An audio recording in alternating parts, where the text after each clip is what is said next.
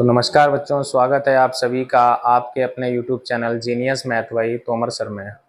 तो बच्चों, आज हम हाई स्कूल के लिए लेकर के आए हैं हाई स्कूल का चैप्टर नंबर 4 द्विघात समीकरण। इससे पहले बच्चों हम द्विघात समीकरण के 2 वीडियो अपलोड कर चुके हैं, लेकिन आज हम ऐसे क्वेश्चन को लाए हैं जिन क्वेश्चन में बच्चों को ज़्यादा परेशानी होती है और जहाँ से बच्चों के नंबर कटने के चांस ज़्यादा रहते हैं। हम बात कर रहे हैं थ्योरी वाले क्वेश्चन को, जिनकी बड़ी बड़ी थ्योरी दी जाती है, उसे समझ के हमें समीकरण बना के क्वेश्चन को सॉल्व करना होता है। तो चलिए बच्चों, आज हम समझेंगे बच्चों के डाउट को कि बच्चे किस प्रकार से यहाँ डाउट करते हैं और डाउट उत्पन्न करने के बाद क्वेश्चन उनसे गलत हो जाता है, या कई बच्चे क्या करते हैं, बड़े बड़े क्वेश्चन को देख के क्वेश्चन को सॉल्व करने की हिम्मत नहीं करते हैं। तो बच्चों, आज हम बिल्कुल बारीकी से, बिल्कुल सरलता से इस पर विचार करेंगे और समझेंगे आज की सारी कॉन्सेप्ट को। आज हम पढ़ने वाले हैं रेलगाड़ी के प्रश्न, 2 अंकों की संख्या वाले प्रश्न जिसमें अंकों को उलट दिया जाता है, और द्विघात समीकरण यानी क्वाड्रेटिक इक्वेशन के ऐसे सॉल्यूशन जिन्हें सॉल्व करने में थोड़ी प्रॉब्लम होती है, यानी जिनके फैक्टर आसानी से नहीं होते हैं। तो यानी आज का ये जो टॉपिक है वो थोड़ा सा हार्ड रहेगा हमारा। तो ये उन बच्चों के लिए है जो दिन रात मेहनत करके अच्छी तैयारी करते हैं, लेकिन किसी कारणवश कोई ना कोई क्वेश्चन गलत हो जाता है। तो ये वीडियो देखने के बाद इस चैप्टर से आप लोगों का कोई भी क्वेश्चन गलत नहीं होने वाला है। तो चलिए बच्चों, हम शुरू करते हैं। जो बच्चे हमारे चैनल पर नए हैं वो चैनल को सब्सक्राइब करें, वीडियो को लाइक करें और कमेंट करके हमें ज़रूर बताएं कि आप लोगों को ये वीडियो कैसा लगा। तो चलिए बच्चों, बिना देरी के करते हैं वीडियो को शुरू। देखते हैं बच्चों हमारा आज का पहला प्रश्न। जैसा आप लोगों ने देख लिया बच्चों, हाई स्कूल गणित 10th मैथ द्विघात समीकरण यानी क्वाड्रेटिक इक्वेशन। तो आज का बच्चों हमारा पहला क्वेश्चन है, क्वेश्चन नंबर 1। क्वेश्चन है हमारा द्विघात समीकरण। द्विघात समीकरण क्या दिया गया बच्चों? समीकरण 1/a + b + x, और आगे दिया गया है 1/a + 1/b, और दिया गया है +1/x। आगे इसमें दिया गया है a + b ≠ 0, यानी a + b की वैल्यू 0 के इक्वल नहीं है। तो बच्चों हमें क्या करना है, इसको हल करना है। तो समझेंगे बच्चों कैसे इसे हल करेंगे, कैसे इसको सॉल्व करेंगे, समझते हैं बच्चों। ज्यादातर बच्चे क्या करते हैं, डायरेक्ट क्वेश्चन को लगाने लगते हैं जिससे इसके फैक्टर नहीं बन पाते हैं। तो बच्चों आज समझेंगे। सबसे पहले हम क्या करेंगे, इसमें हमारा x है और इसमें भी x है, क्योंकि हमें x का मान निकालना है। तो ये वाला उठा के पहले x की तरफ लाएंगे। तो कितना हो जाएगा बच्चों, इधर से समझेंगे 1/a + b + x, वो वाला उठ के इधर आएगा तो माइनस का 1/x, इधर हमारा बचेगा बच्चों 1/a + 1/b। इसके बाद बच्चों क्या करेंगे, इन दोनों में लासा लेंगे। लासा मिलेगा a + b + x, और यहाँ आएगा x। इसका मल्टीप्लाई इधर हो जाएगा बच्चों x, माइनस माइनस का मल्टीप्लाई इसमें होगा, तो ये तीनों के साइन जो है बच्चों चेंज हो जाएंगे। इधर बच्चों हमारा एलसीएम आएगा कितना, ab, इसका इधर मल्टीप्लाई होगा तो b, इसका इधर होगा तो बच्चों a। अब क्या करेंगे, ये x और x हमारा कैंसिल हो जाएगा बच्चों। यहाँ से हम लोग माइनस कॉमन ले लेंगे तो बचेगा a + b। इधर बच्चों क्या करेंगे, x का अंदर गुणा करा दो तो ax + bx + x²। इधर हमारा कितना बचा बच्चों, a + b, और बटे में है ab। क्या करेंगे अब, ये हमारा बच्चों a + b से a + b पूरा कैंसिल हो जाएगा। इसका मल्टीप्लाई इधर कराएंगे तो बच्चों आएगा x² + ax + bx, और इसका मल्टीप्लाई इधर कराएंगे तो बच्चों आएगा माइनस का ab। अब हमें क्या करना है, ये जो माइनस का ab है इसे उठा के बच्चों इधर लाएंगे, x² + ax + bx + ab equal में बच्चों क्या बचेगा, 0। अब हम देखेंगे कि इन दोनों में से कितना कॉमन मिल रहा है बच्चों, इन दोनों में से x कॉमन है। तो जैसे ही बच्चों x कॉमन लेंगे क्या बचेगा, x + a बचेगा। इन दोनों में से बच्चों क्या कॉमन है, b कॉमन है, तो बचेगा बच्चों x + a। इन दोनों में से बच्चों अब हमको कितना कॉमन मिल रहा है, इन दोनों से x + a कॉमन है। तो हम क्या करेंगे बच्चों, x + a फिर से कॉमन ले लेंगे, तो इधर हमारा बचेगा x + b। x plus b equal में 0।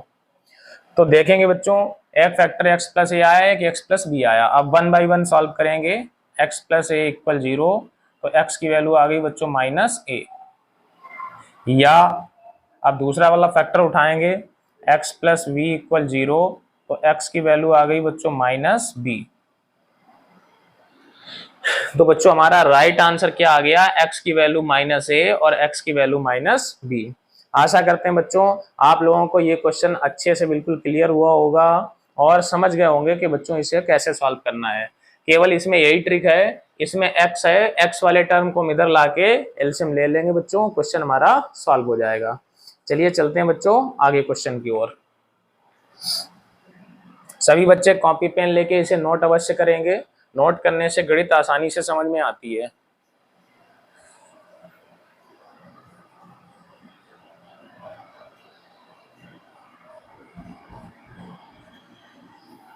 आज हम लोग अच्छे अच्छे क्वेश्चन करने वाले हैं सब। तो चलिए बच्चों समझते हैं आज के अगले प्रश्न की ओर।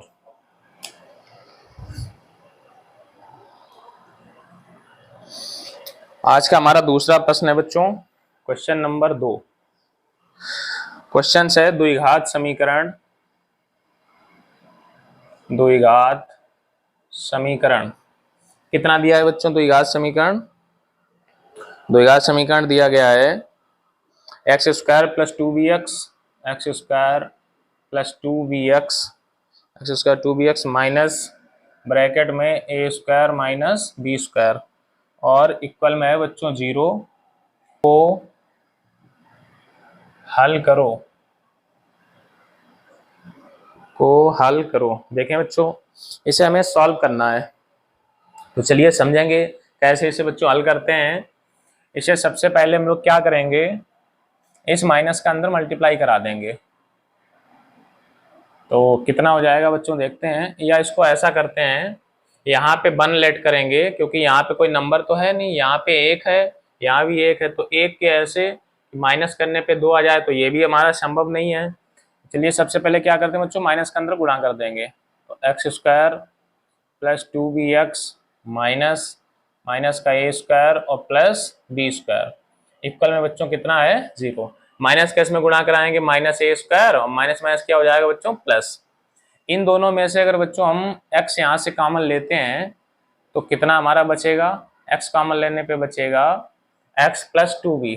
लेकिन फिर हमारा बाद में कॉमन लेने से ये वाला नहीं बचेगा, तो हमें ऐसा कॉमन लेना चाहिए कि बिल्कुल सेम बचे। तो यहाँ से तो बच्चों सेम नजर नहीं आ रहा है बिल्कुल भी, क्योंकि यहाँ पे अगर x कॉमन लेते हैं तो बचेगा x प्लस 2b और यहाँ पे x प्लस 2 यहाँ नजर नहीं आ रहा है। तो बच्चों देखो इसके लिए क्या करते हैं, इधर हमारा b है तो b वाले टर्म को यहीं पे रोक लें और a स्क्वायर को उधर ले जाएं। तो कितना हो जाएगा बच्चों, x square plus 2bx plus b square और माइनस ए स्क्वायर को बच्चों उठा के इधर ले गए। सभी बच्चे ध्यानपूर्वक समझेंगे बिल्कुल क्वेश्चन को, क्योंकि ये ट्रिक वाला क्वेश्चन है। अगर आपने जरा सा भी दिमाग नहीं लगाया तो क्वेश्चन स्किप हो जाएगा, फिर आप लोगों से सॉल्व नहीं होगा। तो देखते हैं बच्चों, ये अगर इसे ध्यान से देखेंगे बच्चों तो this is the formula of x plus b का होल स्क्वायर। ये फार्मूला बच्चों कौन सा है, x प्लस वी का होल स्क्वायर। तो इसे हम लोग लिख सकते हैं x प्लस वी का होल स्क्वायर। ये हमारा बच्चों कितना है a स्क्वायर। इधर से स्क्वायर हटाएंगे, इस पे रूट लगाएंगे, या सीधे सीधे ऐसे कहें कि घातों की तुलना कर दें। घातों की अगर तुलना करेंगे बच्चों तो x प्लस वी इक्वल इधर हमारा आएगा a। लेकिन ऐसे समझे अगर स्क्वायर हटेगा इधर रूट लगेगा तो ये प्लस माइनस का निकल के आएगा, यानी प्लस और माइनस। तो एक बार ले लेते हैं बच्चों प्लस चिन्ह। प्लस चिन्ह अगर लेंगे तो x प्लस बी बराबर इधर प्लस का a बचेगा, तो x बराबर b उठ के उधर चला जाएगा तो a माइनस बी। एक फैक्टर तो बच्चों ये हो गया। दूसरा हमारा क्या हो जाएगा, माइनस चिन्ह ले लेते हैं, माइनस चिन्ह।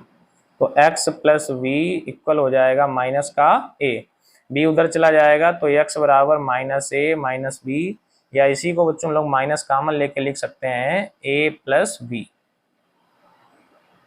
तो ये बच्चों हमारे दो फैक्टर हो गए। आशा करते हैं कि आप लोगों को ये क्वेश्चन आसानी से समझ आया होगा। ऐसे बच्चों केवल यही ट्रिक है कि माइनस ए स्क्वायर को इधर भेजेंगे, प्लस ए स्क्वायर इधर हमारा होल स्क्वायर बनेगा, इसके बाद स्क्वायर हटा के रूट लगा के हम लोग इसे सॉल्व कर लेंगे 1 बाय 1। तो आप लोग बच्चों क्वेश्चन को नोट करेंगे और ये कॉपी पे सॉल्व करके जो हमारे इंस्टीट्यूट के बच्चे हैं, जीनियस इंस्टीट्यूट के सारे बच्चे, ये शाम को हमको व्हाट्सएप पे सारे क्वेश्चन सॉल्व करके भेजेंगे। हमारे सभी बच्चे जो हमारे इंस्टीट्यूट से जुड़े हुए हैं, बच्चे सारे बच्चे प्रैक्टिस करते हैं और ज़बरदस्त प्रैक्टिस करते हैं और अपनी तैयारी को मजबूत करते हैं। ये सारे क्वेश्चन बोर्ड एग्जाम में आए हुए हैं, जिनसे आप लोगों को बोर्ड एग्जाम में निश्चित रूप से लाभ होगा। तो चलिए बच्चों समझते हैं आगे क्वेश्चन।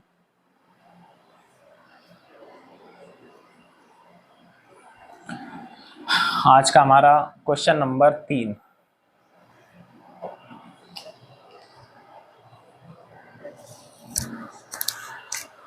क्वेश्चन नंबर 3 है बच्चों,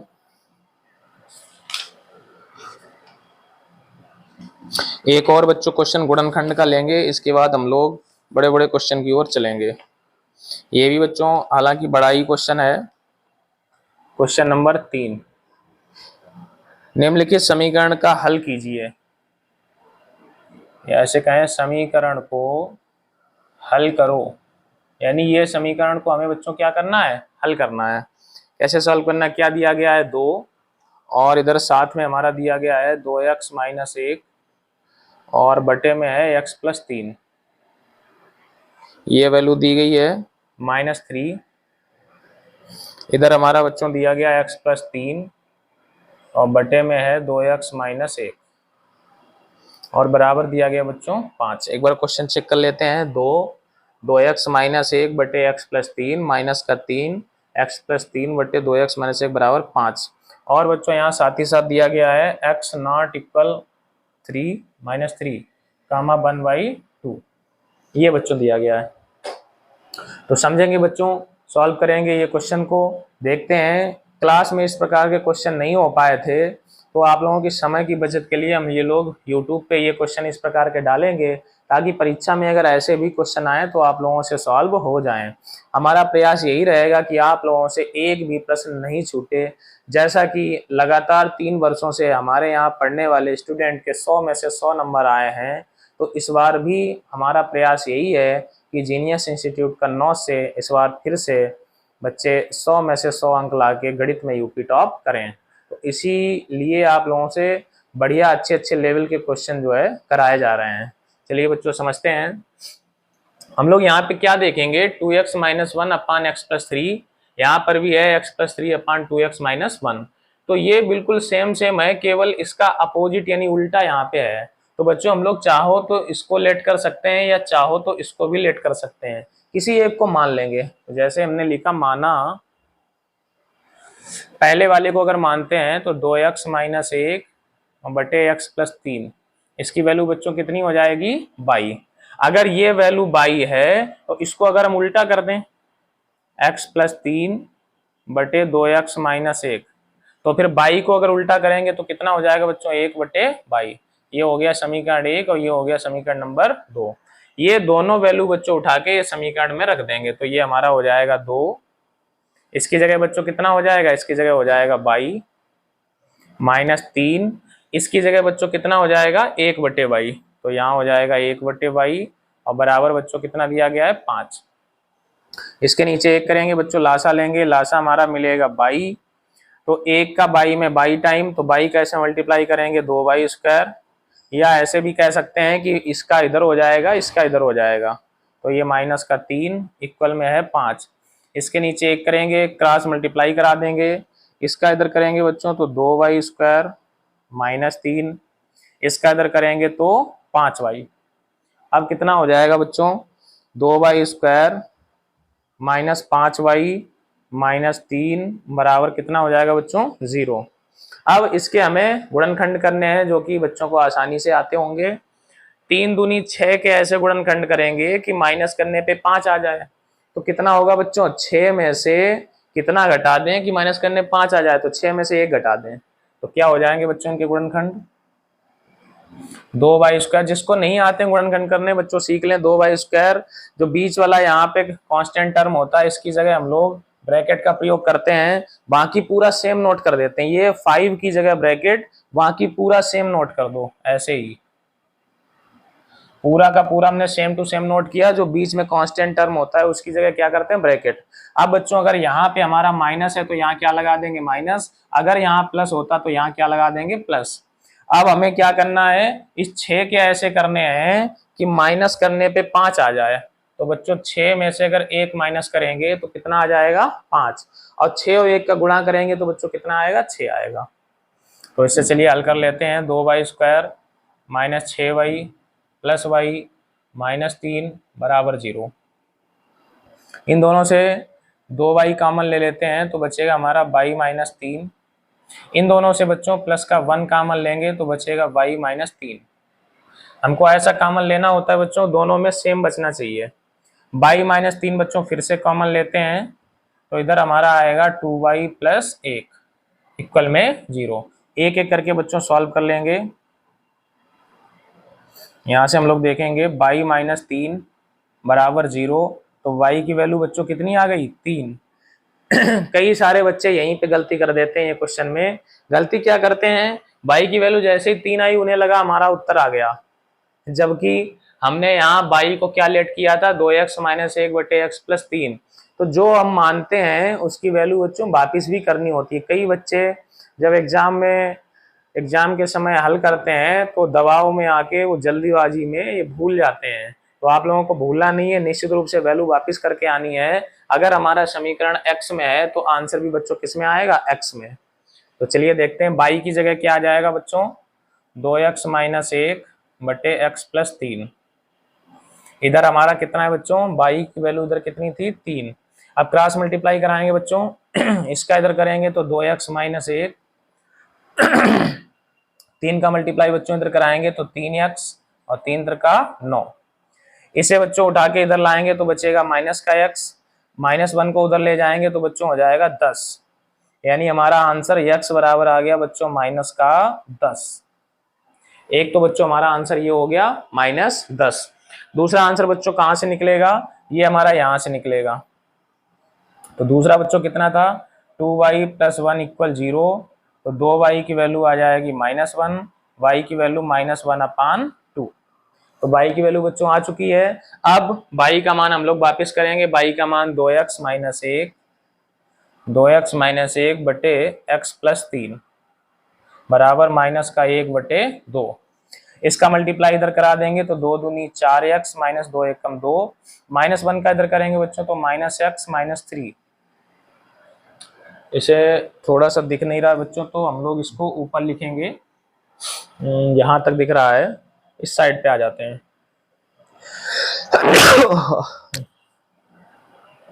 सॉरी बच्चों, 2x माइनस 1 यहां तक बच्चों दिख रहा था ना आपको, हाँ यहां तक आपको दिख रहा है।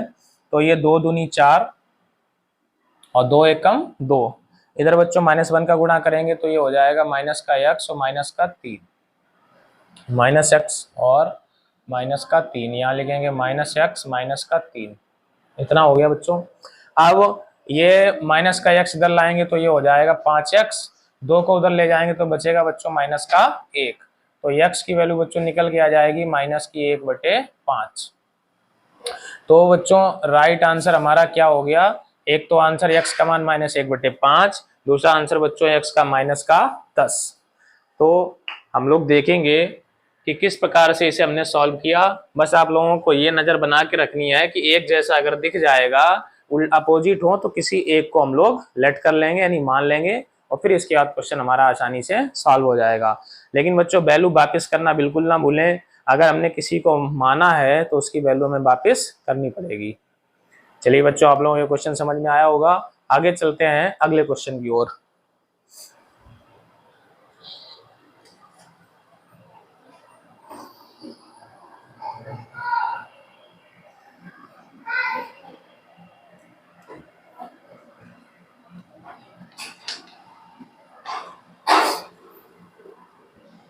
ये अच्छे लेवल के क्वेश्चन बच्चों आप लोगों को कराए जा रहे हैं। चलते हैं आगे क्वेश्चन की ओर। और आज का हमारा क्वेश्चन नंबर 4।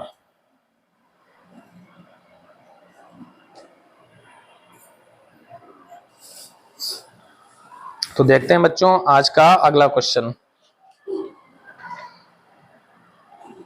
अब बच्चों हम लोगों के नाव और धारा वाले क्वेश्चन आ गए हैं। इस प्रकार के प्रश्न परीक्षा में आते हैं। तो क्या क्वेश्चन है बच्चों, समझेंगे आज का क्वेश्चन नंबर 4। क्वेश्चन है बच्चों, एक नाव की स्थिर जल में चाल, एक नाव की स्थिर जल में चाल कितनी दी गई है बच्चों? एक नाव की स्थिर जल में चाल 8 किलोमीटर प्रति घंटा है। 8 किलोमीटर प्रति घंटा है, ये हमको दिया गया बच्चों। यदि धारा की दिशा में 22 किलोमीटर, यदि धारा की दिशा में, यदि धारा की दिशा में 22 किलोमीटर और आगे दिया है धारा की विपरीत दिशा में 15 किलोमीटर और धारा की विपरीत दिशा में 15 किलोमीटर 5 घंटे में जा सकती है। 15 किलोमीटर यहाँ कामा लगाएंगे, 5 घंटे में जा सकती है, 5 घंटे में जा सकती है। तो क्या बोला जा रहा है बच्चों? धारा की चाल ज्ञात करें। धारा की चाल ज्ञात करें। धारा की चाल ज्ञात करें।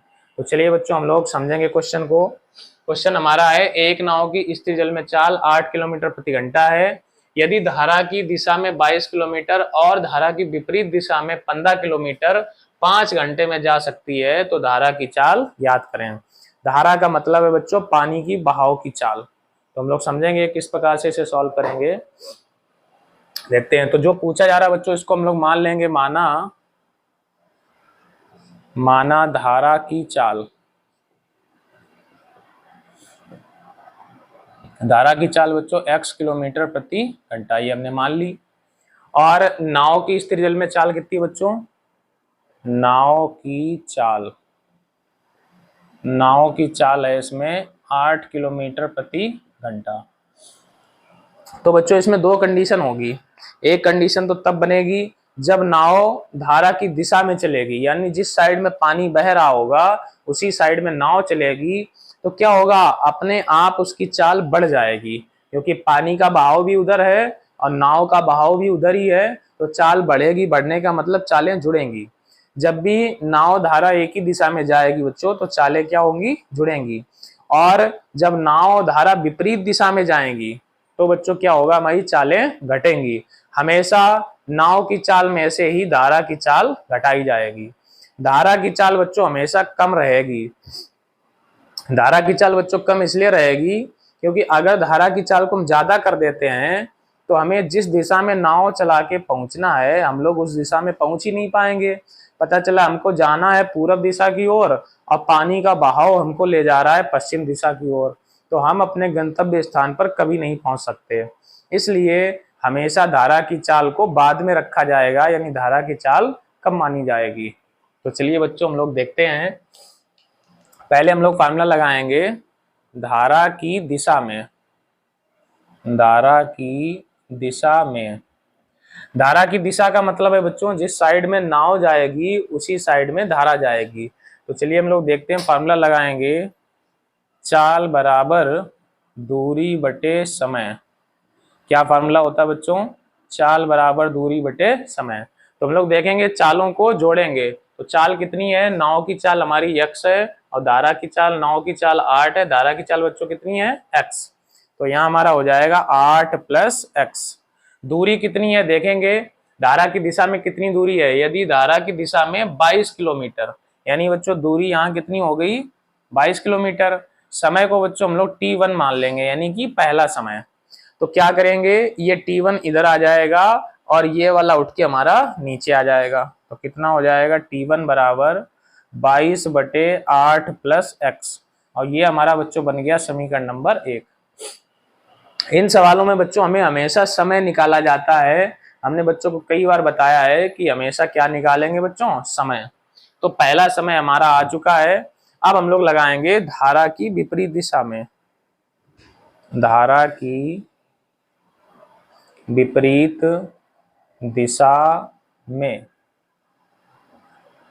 तो बच्चों लगाएंगे धारा की विपरीत दिशा में। तो धारा की विपरीत दिशा में क्या होगा, विपरीत दिशा में 15 किलोमीटर, कितना है 15। तो फार्मूला हम लोग बच्चों वही लगाएंगे, चाल बराबर दूरी बटे समय। तो फार्मूला क्या रहेगा बच्चों, चाल बराबर दूरी बटे समय। तो विपरीत दिशा में हमने क्या बताया था बच्चों, चालें घटेंगी। तो हमें क्या करना है बच्चों, इनकी चालों को घटाना है। तो चाल कितनी रखेंगी, अभी यहाँ पे 8 + x है, अब चाल हो जाएगी बच्चों 8 - x। दूरी कितनी है इस बार, दूरी है 15 किलोमीटर। समय बच्चों मान लेंगे t2। तो हमने अभी बताया बच्चों क्या निकालेंगे, समय। तो ये t2 इधर जाएगा, तो t2 इक्वल हो जाएगा 15/8 - x। ये हो गया बच्चों, इसे हमने मान लिया समीकरण नंबर 2।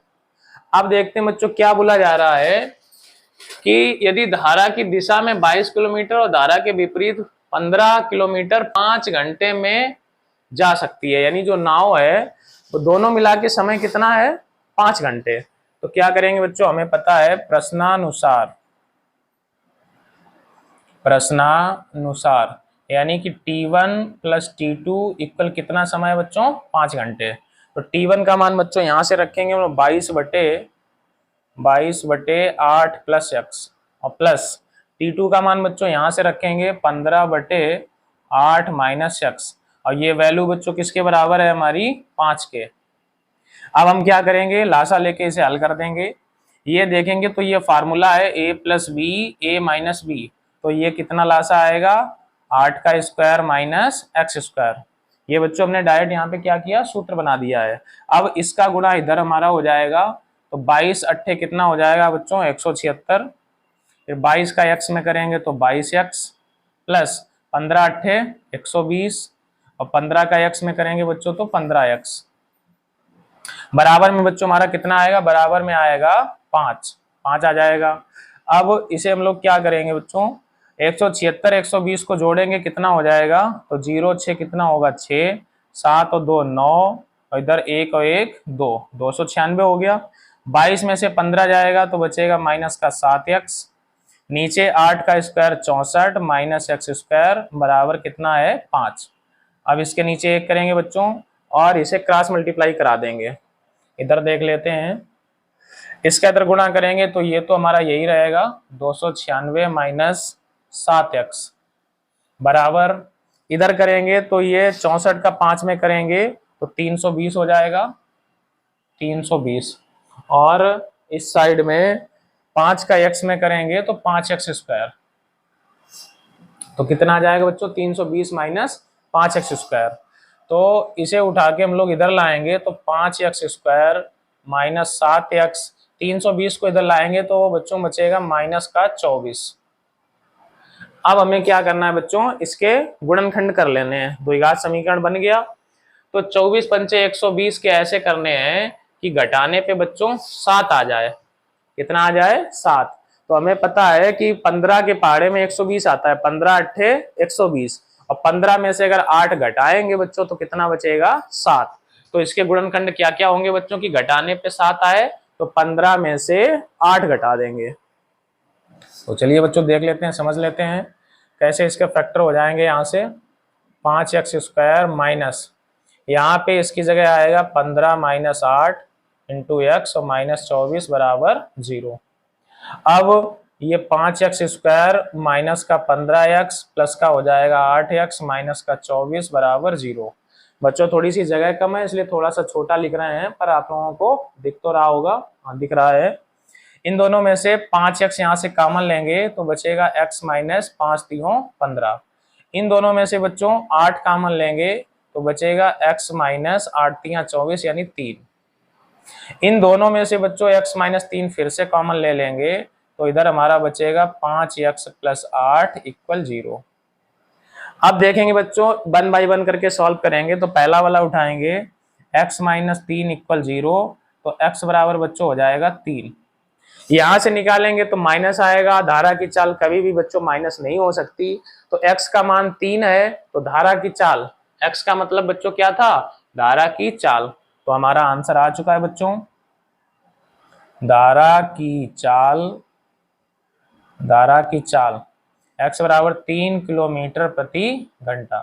तो यही बच्चों क्या हो गया, हमारा आंसर हो गया। तो हमने क्या देखा कि जो हमारी धारा की चाल है ये बच्चों हमेशा नाव की चाल से कम रहेगी। तो नाव की चाल हमारी कितनी थी, 8 थी। धारा की चाल कितनी आ गई बच्चों, 3। आशा करते हैं कि आप लोगों को ये क्वेश्चन अच्छे से समझ आया होगा। ये क्वेश्चन बच्चों लॉन्ग में आता है, जैसा कि आप देख रहे हैं पूरे व्हाइट बोर्ड पे ये क्वेश्चन फैल गया है। तो सबसे पहले हम लोग क्या करेंगे, एक बार समझ लेते हैं। धारा की दिशा में चालों को जोड़ देंगे और यहाँ से पहला समय निकाल लेंगे। धारा की विपरीत दिशा में चालों को क्या करेंगे, घटा देंगे, यहाँ से दूसरा समय निकाल लेंगे। और दोनों समय का योगफल बच्चों कितना दिया है, 5। तो T1 + T2 बराबर 5 लगा देंगे। T1 T2 की वैल्यू रख के फिर हम लोग कैलकुलेशन करेंगे, लासा लेंगे, द्विघात समीकरण को सॉल्व करेंगे और आंसर तक पहुंच जाएंगे। चलिए बच्चों चलते हैं अगले क्वेश्चन की ओर।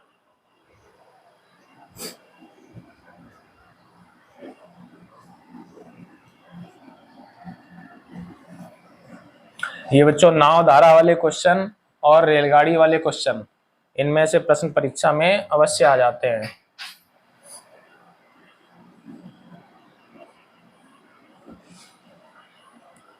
बस आप लोगों को इसमें ये ध्यान रखना है कि धारा की दिशा में चालों को जोड़ देते हैं और धारा के विपरीत दिशा में बच्चों चालों को घटा देते हैं। तो चलिए बच्चों हम लोग समझेंगे, आगे क्वेश्चन को समझेंगे।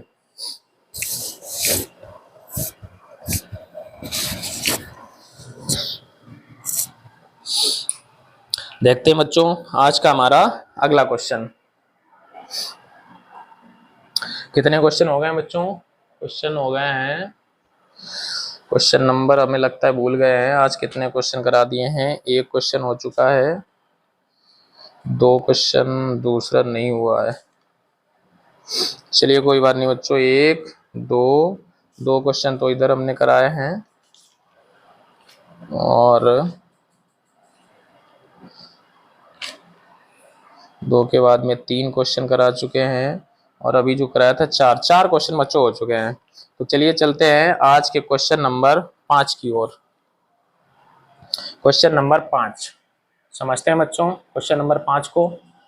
क्वेश्चन है, 2 संख्याओं के वर्गों का अंतर 180 है। 2 संख्याओं के वर्गों का अंतर 180 है।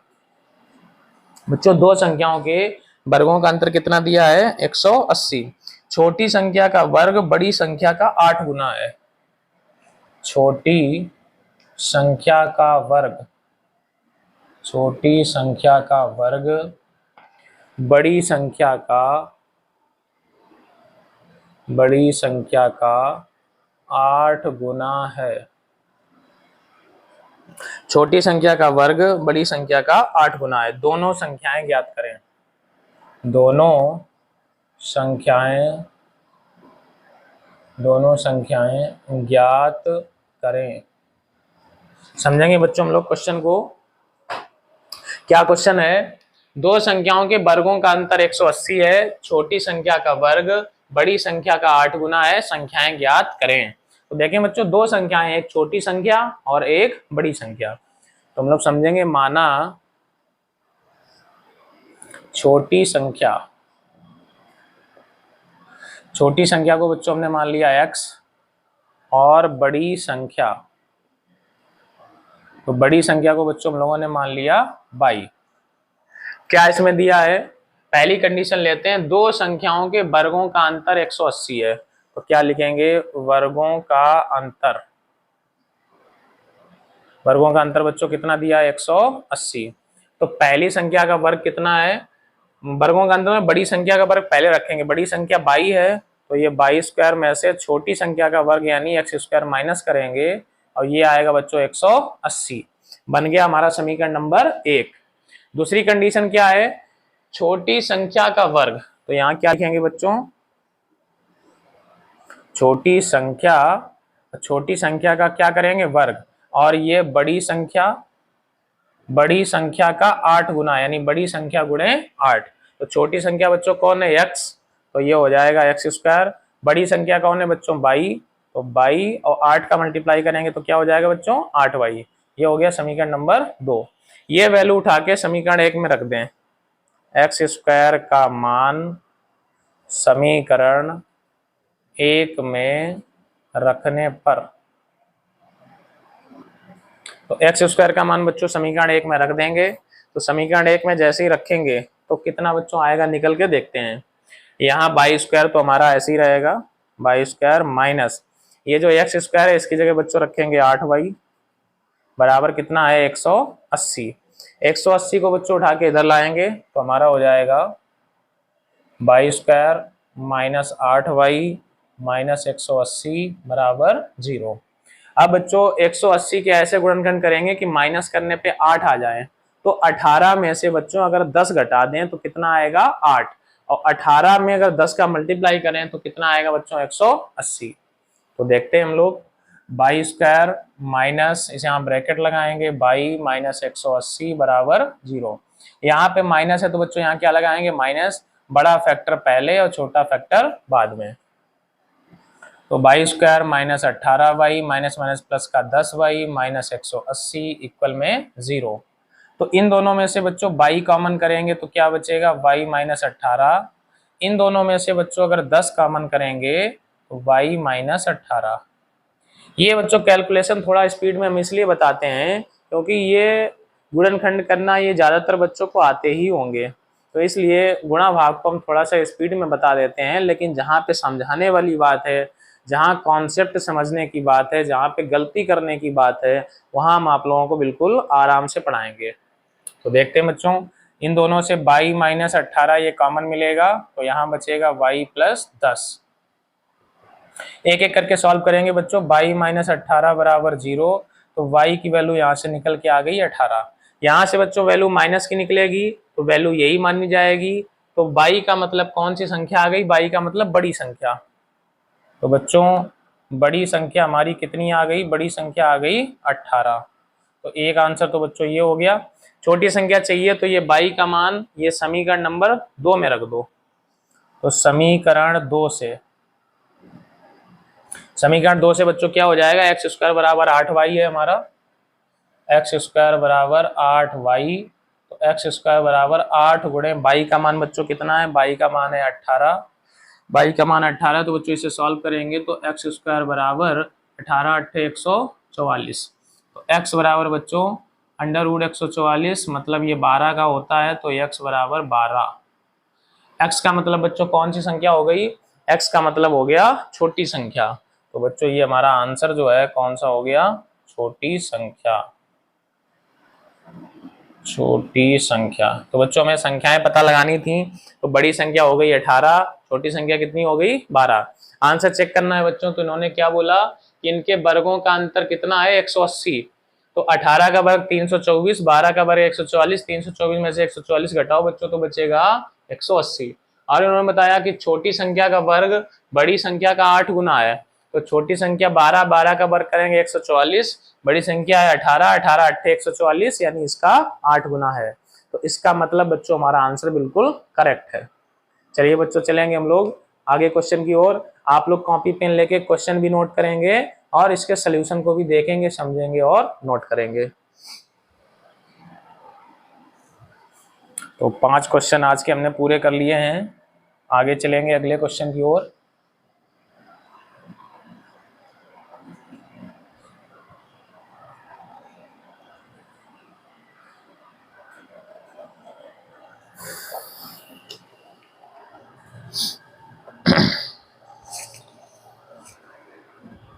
आज का बच्चों क्वेश्चन नंबर 6। चलते हम लोग बच्चों क्वेश्चन नंबर 6।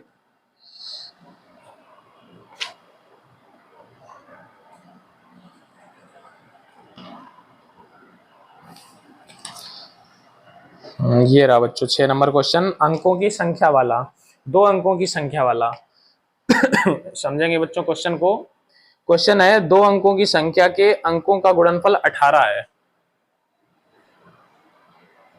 2 अंकों की संख्या के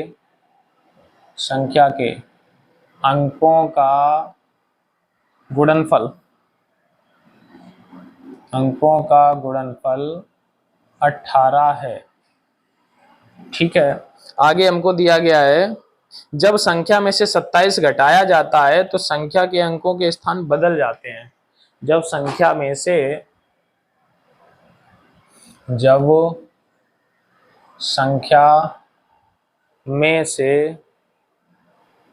27 घटाया जाता है तो अंकों के स्थान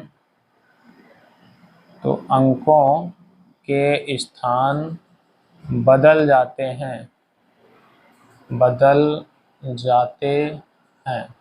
आगे है बच्चों, संख्या ज्ञात करें। समझेंगे बच्चों क्वेश्चन को। 2 अंकों की एक संख्या है जिनके अंकों का गुणनफल कितना है बच्चों? 18। तो इससे पहले भी जो हमारा वीडियो था उसमें हम अंकों की संख्या वाला क्वेश्चन करा चुके हैं। जो बच्चे हमारे चैनल पर नए हैं वो बच्चे हमारे चैनल पे जाके हमारे वीडियोस को देख सकते हैं। तो देखेंगे, मान लेंगे बच्चों इसमें सबसे पहले माना, चूंकि 2 अंकों की संख्या है तो पहले इकाई का अंक मानना पड़ेगा। माना इकाई का अंक, इसको हम लोग बच्चों मान लेते हैं x। दहाई का अंक, दहाई के अंक को बच्चों क्या मान लेते हैं? y।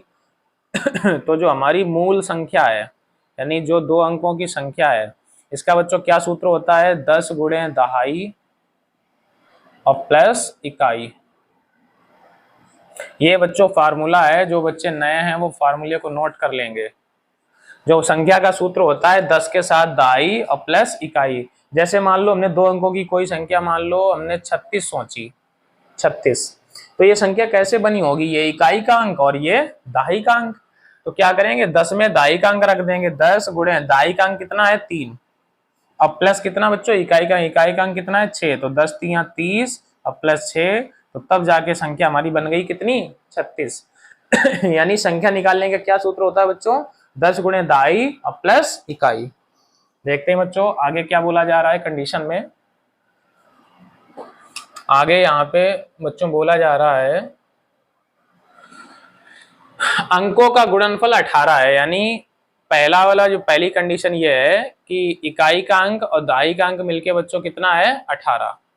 यहाँ से चाहो तो किसी की वैल्यू निकाल दो। जैसे अगर हमने x की वैल्यू निकाली बच्चों तो 18/22, ये हो गया हमारा पहला समीकरण। आगे बोला जा रहा है कि जब संख्या में से 27 घटाया जाता है तो अंकों का स्थान बदल जाते हैं। तो ये जो संख्या है ना, पहले बच्चों 1 मिनट ये संख्या हम और बना लेंगे।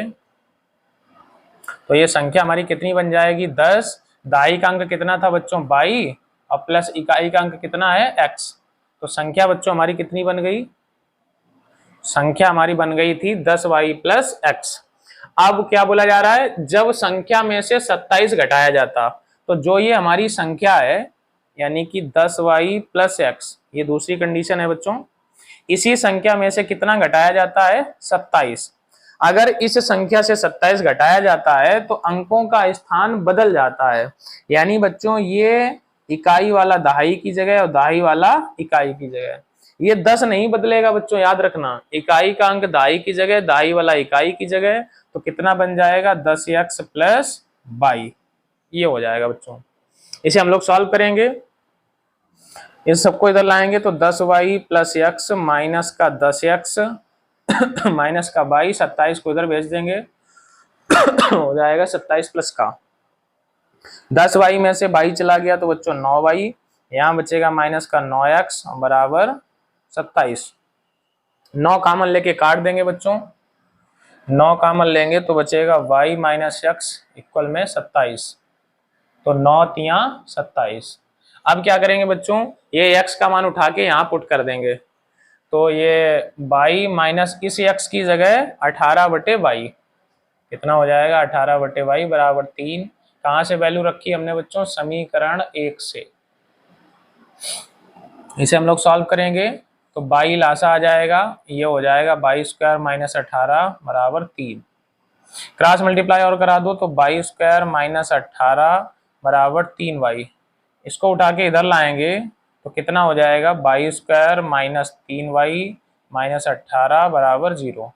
अब बच्चों 18 के गुणनखंड करेंगे, माइनस करने पे 3 आ जाए तो 6 3 18, 22 square minus 6 minus 3 into y minus 18 बराबर 0। 22 स्क्वायर माइनस का 6y प्लस का 3y माइनस 18 बराबर 0। इन दोनों में से बच्चों कितना कॉमन है, इन दोनों में से कॉमन है 22, तो बचेगा 22 माइनस 6। इन दोनों में से बच्चों 3 कॉमन है तो बचेगा y माइनस 6। y माइनस 6 बच्चों फिर से कॉमन है तो कितना बचेगा, y प्लस 3। चूंकि बच्चों ये संख्या है तो हम प्लस की वैल्यू लेंगे, तो कौन सी वाली वैल्यू उठा लेंगे बच्चों, वैल्यू हम लिखेंगे ये y माइनस 6 वाली। तो यहां से लिखेंगे y माइनस 6 इक्वल 0, तो y की वैल्यू बच्चों कितनी हो गई, 6। y का मान 6 आया, ये वैल्यू समीकरण 1 में रख दें, समीकरण 1 से। तो इसमें बच्चों जैसे ही रखेंगे तो x बराबर 18/6 हो जाएगा, x बराबर 18/6, तो 6 3 18, x बराबर हो गया 3। तो 3 आ गया। आप बच्चों हमें क्या चाहिए था, संख्या चाहिए थी, तो संख्या हमारी बच्चों कितनी हो जाएगी, संख्या हमारी है 10y प्लस एक्स, इसी में बच्चों वैल्यू पुट कर देंगे 10y प्लस एक्स। तो 10 गुणे y की जगह 6 प्लस x की जगह 3, तो 10 छंगा 60 प्लस 3 यानी आ गया बच्चों 63। तो राइट आंसर बच्चों क्या हो गया, 63 हमारा राइट आंसर हो गया। तो हम लोग बच्चों इसके आंसर को भी चेक कर सकते हैं। क्या बोला कि 2 अंकों की संख्या के अंकों का गुणनफल 18 है, तो 6 तियां 18 बिल्कुल करेक्ट है आंसर हमारा। और क्या बोला, अगर संख्या से 27 घटाया जाता है, यानी ये जो 63 है इससे 27 घटाएं तो इनके अंकों का स्थान पलट जाएगा। तो देखेंगे बच्चों ये 63 में से अगर हमने 27 घटा दिया तो 13 में से 7 चले गए 6, यहाँ 5 में से 2 चला गया 3, तो देखा बच्चों यहाँ पे 6 3 63 था, तो इसका उल्टा 3 6 यानी 36 बन गया। तो हमारा ये आंसर एकदम राइट है। तो चलिए बच्चों आप लोग नोट करेंगे क्वेश्चन को, हम लोग बढ़ेंगे आज के अगले क्वेश्चन की ओर।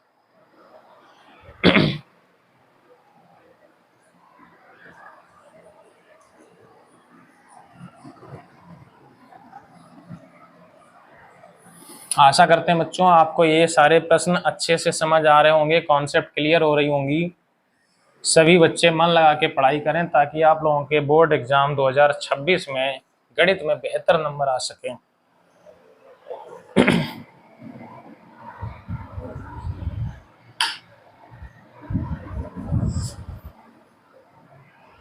लाइट आ गई है बच्चों, तो इसमें बहुत चमक आ रही है, तो लाइट को बंद कर देते हैं।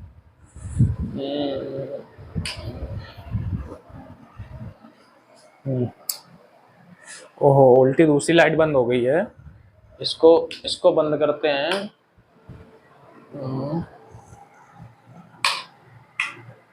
इसको ऑन करते हैं, इसको बंद करते हैं, अब सही है। अब अच्छा दिख रहा है। तो चलिए बच्चों देखते हैं अगले क्वेश्चन की ओर चलते हैं हम लोग।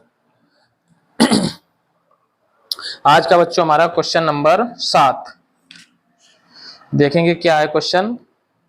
ये बच्चों गुणनखंड का क्वेश्चन है, बढ़िया क्वेश्चन है, देखेंगे हम लोग कैसे सॉल्व करेंगे। क्वेश्चन नंबर 7 क्वेश्चन है हमारा समीकरण कितना दिया गया बच्चों, 1/x माइनस 1 और x माइनस 2 यानी 1/x minus 1 x minus 2 plus 1/x minus 2 x minus 3 x minus 2 x minus 3 equal 2/3 यानी बराबर में है 2/3। बोला गया x not equal to 1 2 3, x not equal 1 2 3 यानी x का मान 1 2 3 नहीं हो सकता, इसके अलावा कुछ भी हो सकता है। आगे है को हल करके द्विघात समीकरण प्राप्त कीजिए, को हल करके द्विघात समीकरण प्राप्त कीजिए। यानी इसे हल करके बच्चों द्विघात समीकरण प्राप्त करना है। द्विघात समीकरण प्राप्त कीजिए। मूलों की प्रकृति ज्ञात कीजिए। मूलों की प्रकृति ज्ञात करो। और क्या बच्चों इसमें दिया गया, सूत्र का प्रयोग करके द्विघात समीकरण को हल करो। आगे दिया गया तथा सूत्र का प्रयोग करके द्विघात समीकरण को हल करो। तो समझेंगे बच्चों इसी एक ही क्वेश्चन में 3 क्वेश्चन है बच्चों। क्या पहला क्या है, पहले तो इसे हल करना है, हल करने का मतलब x की वैल्यू निकालनी है हमें। दूसरा हमारा है द्विघात समीकरण प्राप्त करो, तो हल करने से पहले ही द्विघात समीकरण आ जाएगा। फिर मूलों की प्रकृति बतानी है, मूल वास्तविक हैं, काल्पनिक हैं, किस प्रकार के हैं। और सूत्र का प्रयोग करके, सूत्र का मतलब बच्चों होता है धराचार्य का सूत्र, यानी श्री धराचार्य का सूत्र। उन्होंने ऐसा सूत्र दिया था जिसके गुणनखंड नहीं होते हैं उसके भी गुणनखंड हो जाते हैं। चलिए बच्चों समझेंगे हम लोग। ये हमारा समीकरण दिया गया है, देखते हैं। तो समीकरण है हमारा 1/x - 1 x - 2 plus 1/x - 2 x - 3 और इधर है हमारा 2/3। इतना दिया गया है। हम लोग बच्चों लासा लेंगे। लासा क्या आएगा, x - 1 x - 2 और x - 3। ये बच्चों लासा आ जाएगा। अब हम लोग देखेंगे x - 1 से 1 कट हो जाएगा, x - 2 से 1 कट हो जाएगा, x - 3 बचेगा। इसका मल्टीप्लाई ऊपर हो जाएगा 1 में, प्लस इधर हमारा x - 2 से 1 कट होगा, x - 3 से 1 कट होगा, x - 1 बचेगा। इसका मल्टीप्लाई यहाँ हो जाएगा x - 1। इधर है हमारा बच्चों 2/3। देखेंगे यहाँ पे x क्या हो गया बच्चों 2x और 3/1 कितना हो गया 4। इधर हमारा x - 1 x - 2 और इधर है x - 3। यहाँ बच्चों है 2/3। इधर से 2 कॉमन करेंगे, यहाँ तक दिख रहा है बच्चों आपको। 2 कॉमन करेंगे तो हो जाएगा x - 2, नीचे x - 1 x - 2 और x - 3 और इक्वल में है बच्चों 2/3। इतना देखेंगे बच्चों, x - 2 से x - 2 कट हो जाएगा, इस 2 से ये वाला 2 कट हो जाएगा। तो कितना बचेगा बच्चों x - 1 x - 3। इधर हमारा बचेगा x - 1 x - 3 और इक्वल में बच्चों बचा हुआ है 3। इसका इधर मल्टीप्लाई हो गया, इसका इधर हो गया, या यूं कहें इसके इक्वल में डायरेक्ट ये है। अब इनका अंदर बच्चों गुणा कर दो, मार्कर चेंज कर लेते हैं हम। इनका अंदर गुणा करेंगे बच्चों तो ये हो जाएगा x² माइनस का हो जाएगा 3x -1 का कराएंगे -x + 3 इक्वल हो जाएगा बच्चों 3। तो हम लोग देखेंगे ये 3 कट हो जाएगा तो हमारा बचेगा x² - 4x = 0। तो बच्चों ये तो हमारा पहला आंसर हो गया। क्या बोला था इन्होंने, द्विघात समीकरण प्राप्त करो। ये हमारा हो गया द्विघात समीकरण। द्विघात समीकरण क्या हो गया, x² - 4x = 0। एक आंसर हो गया बच्चों हमारा। अब इसे हल भी करना है तो बच्चों हम लोग क्या करेंगे, इधर आप लोग इसे देख लें, थोड़ा समझ लें। इसको अभी हम इरेज करेंगे कि जगह थोड़ी सी कम है, या चलो अभी यहाँ पे इसे हल कर देते हैं। मूलों की प्रकृति निकालनी है तो मूलों की प्रकृति के लिए क्या करेंगे बच्चों, ax² + bx + c = 0। इससे तुलना कराएंगे यानी कंपेयर। तो a बराबर बच्चों क्या आएगा, x² की जगह x² है, a की जगह 1। b बराबर कितना आ जाएगा बच्चों, x की जगह x है, b की जगह -4 है। c की जगह बच्चों क्या आएगा, यहाँ c है, यहाँ कुछ नहीं है c की जगह, तो c की वैल्यू क्या आ जाएगी बच्चों 0। मूलों की प्रकृति के लिए बच्चों क्या करते हैं हम लोग, विविक्त कर निकालते हैं।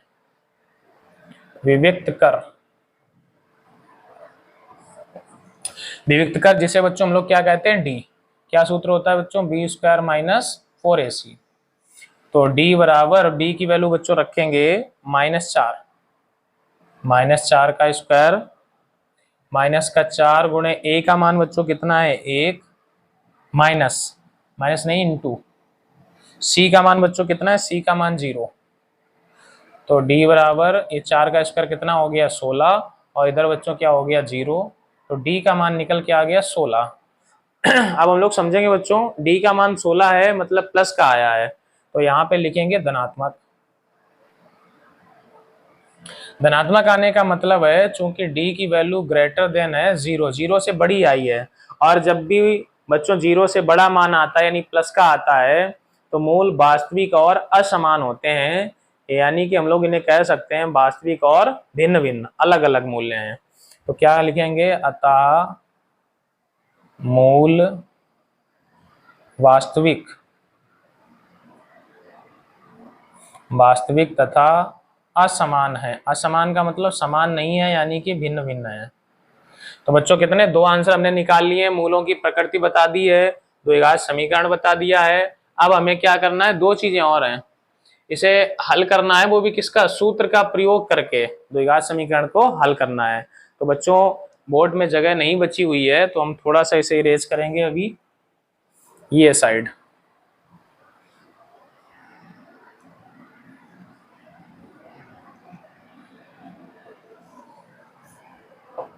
आप देखेंगे बच्चों हम लोग इसे कैसे हल करेंगे। क्या हमारा समीकरण था x² - 4x, यही निकला था शायद, इक्वल 0। इसे श्रीधराचार्य सूत्र से हल करना है। तो श्रीधराचार्य सूत्र द्वारा, अभी बच्चों हमने इधर साइड वैल्यू निकाली थी, a b c की वैल्यू हम लोग निकाल चुके थे। कितनी कितनी थी वैल्यू, a की वैल्यू 1 थी, b की -4 थी और c की 0 थी। तो धराचार्य का सूत्र बच्चों क्या होता है, x बराबर -b plus minus b² - 4ac under root और अपान में होता है बच्चों 2a।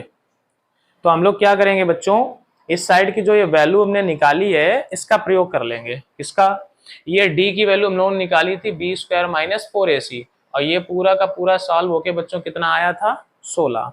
तो हम लोग क्या करेंगे, x बराबर माइनस b का मान बच्चों है -4 प्लस माइनस अंडर रूट, यहाँ पे b² - 4ac वो वैल्यू कितनी निकाली थी 16, तो डायरेक्ट यहाँ पे रख देंगे 16 अपान 2 गुणे a का मान बच्चों कितना है, a का मान 1।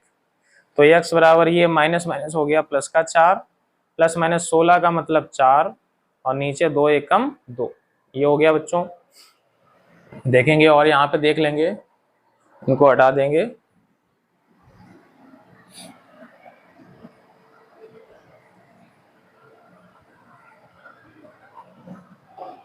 देखेंगे बच्चों x बराबर, तो यहाँ से एक बार बच्चों हम लोग प्लस चिन्ह लेते हैं, पहले प्लस चिन्ह लेंगे तो x बराबर बच्चों क्या निकलेगा, 4 + 4/2, यानी x बराबर हो जाएगा बच्चों 8/2, तो x का मान निकल के आ जाएगा 4। अब क्या करेंगे बच्चों, एक बार हम लोग लेंगे माइनस चिन्ह, तो यहाँ लिखेंगे माइनस चिन्ह लेंगे तो बच्चों x बराबर 4 और यहाँ पे हो जाएगा माइनस का 4/2, तो x का मान बच्चों 0/2, तो 0 में 2 का भाग करेंगे बच्चों तो क्या निकल के आएगा, x बराबर आया है 0/2, तो यहाँ पे निकल के आ जाएगा x बराबर 0। तो बच्चों इसकी कितनी वैल्यू निकली, 2 वैल्यू, एक वैल्यू x बराबर 4 और एक वैल्यू x बराबर 0। तो देखा बच्चों, ये पूरा क्वेश्चन बड़ा क्वेश्चन था। इसमें हमें मूलों की प्रकृति बतानी थी, जो कि मूल हमारे क्या है, वास्तविक तथा असमान। द्विघात समीकरण बनाना था जिसका आंसर आया x² - 4x, और क्या करना था बच्चों, सूत्र का प्रयोग करके इसे हल करना था, जो कि सूत्र का प्रयोग करके हमने इसे सॉल्व किया तो कितना आया हमारा, x का मान 4 और 0। तो आशा करते हैं बच्चों आप लोगों को आज के ये सारे क्वेश्चन अच्छे से समझ आए होंगे। ये द्विघात समीकरण बच्चों हम पढ़ा रहे थे, जिसके आज हमने कई इंपॉर्टेंट क्वेश्चन करवाए हुए हैं। हमारे पास बोर्ड एग्जाम 2025 का आया हुआ कन्नौज का पेपर भी है, आप लोगों को दिखाते हैं कि बोर्ड एग्जाम में कौन कौन से प्रश्न पूछे गए थे। देखते हैं बच्चों कौन कौन से क्वेश्चन बोर्ड एग्जाम में पूछे गए थे।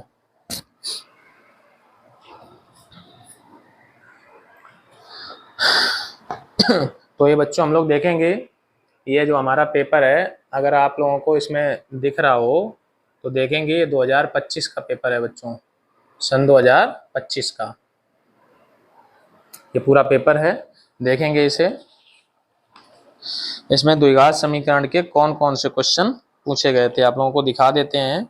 इससे पहले की वीडियो में शायद हम इसे सॉल्व भी करा चुके हैं, या किसी दिन इस पूरा पेपर का वीडियो बना के सॉल्व कर देंगे हम। देखो बच्चों, एक क्वेश्चन तो ये पूछा गया था, क्वेश्चन नंबर 19। देखते हैं बच्चों ध्यान से, क्वेश्चन नंबर 19। आप सब फोकस ज्यादा पड़ रहा है। हाँ, ये देखेंगे बच्चों, क्वेश्चन नंबर 19 आपको दिख रहा है ना। विविक्त कर पूछा गया बच्चों, विविक्त कर। और देखेंगे और कौन सा इसमें क्वेश्चन पूछा गया था। बहुविकल्पीय प्रश्नों में और कोई अगर क्वेश्चन आया हो इससे, और बहुविकल्पीय में तो कोई क्वेश्चन इससे नहीं आया। आगे देखते हैं। खंडवा में देखेंगे कौन सा क्वेश्चन इससे आया हुआ था द्विघात समीकरण से।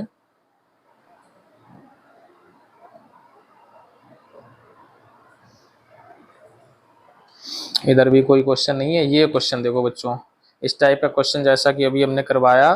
क्वेश्चन नंबर 3 के दोनों पार्ट, यानी 6 नंबर का क्वेश्चन बच्चों लॉन्ग में आया। आज जो हमने क्वेश्चन करवाया अंकों की संख्या वाला, ये देखेंगे बच्चों हम लोग। ये क्वेश्चन अथवा ये क्वेश्चन, ये दोनों क्वेश्चन बच्चों आए हुए हैं, ये इसी द्विघात समीकरण चैप्टर के ही हैं। ये अंकों की संख्या वाला क्वेश्चन अभी हमने करवाया है, और ये क्वेश्चन भी हम लोग सॉल्व करा देंगे। तो देखा बच्चों आप लोगों ने, तो 6 नंबर का इधर आया हुआ है, 1 नंबर उधर आया हुआ है, 7 नंबर का तो पेपर ये बच्चों आ चुका है आप लोगों का। और देखते हैं शायद कोई क्वेश्चन हो। और कोई क्वेश्चन नहीं है। तो बच्चों 7 नंबर का इस चैप्टर से आया हुआ है। 70 नंबर का आपका पेपर होता है, तो 70 में से 7 नंबर का ये द्विघात समीकरण से आया हुआ है। अगर प्रत्येक चैप्टर 7-7 नंबर का भी आ गया तो भी बच्चों 14 चैप्टर हैं, 14 सत्ते 98 नंबर हो गए। जबकि पेपर तो मैथ का 70 नंबर का ही होता है, 30 नंबर तो प्रैक्टिकल के ही मिलते हैं। तो इसका मतलब नॉर्मल चैप्टरों की अपेक्षा इस चैप्टर से ज्यादा आता है। तो चलिए बच्चों, अगर वीडियो पसंद आया हो तो वीडियो को लाइक करें, कमेंट करके हमें जरूर बताएं कि आप लोगों को ये वीडियो कैसा लगा। और हमारे जीनियस इंस्टीट्यूट के सारे बच्चे ये वीडियो के क्वेश्चन को सॉल्व करके हमको शाम को हमें व्हाट्सएप जरूर करें। धन्यवाद। जय हिंद, जय भारत।